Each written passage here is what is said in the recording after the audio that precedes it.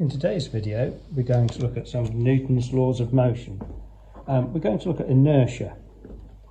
So we have a light piece of plywood on some rollers to give an almost friction-free surface.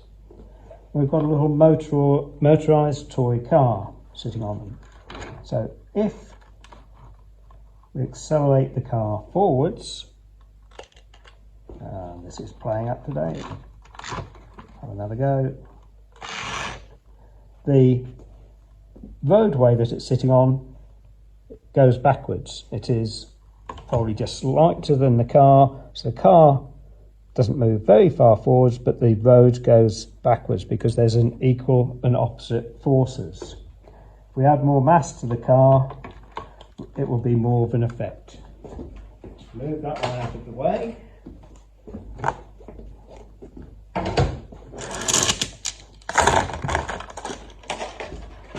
And show a couple more of these inertia tricks.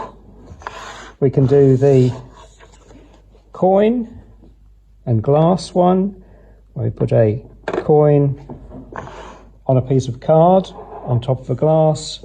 If we suddenly knock the card out of the way,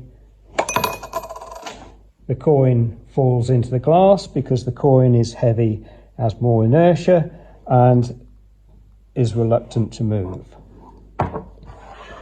We have a small mass here on a piece of cotton thread. If we put that on the table, we can show that the thread is strong enough to support the mass easily. But if we put it on a table and then suddenly pull the thread, it usually breaks. It did fall off the table that time. It usually breaks and leaves the mass somewhere close by, hopefully on the table. These are very slippery tables that we're using today. Right, last one of these little tricks. We've got some wooden blocks. We've sanded the edges to make them slightly rounded, and with a bit of practice you should be able, still in shorts, yes, you should be able to suddenly knock the bottom one out, and with a bit of practice we can often do it so that the bottom one is replaced by the one we are using for the impact.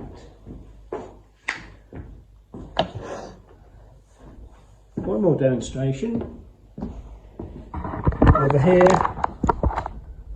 I've got a couple of buckets hanging up from the ceiling, well supported, and one of them, it's a good idea not to tell the students which one, has more mass than the other.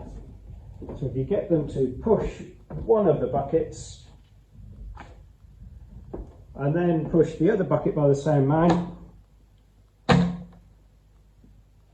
it's a lot easier because this one contains sand, has a lot of mass, and this one is empty, contains very little mass.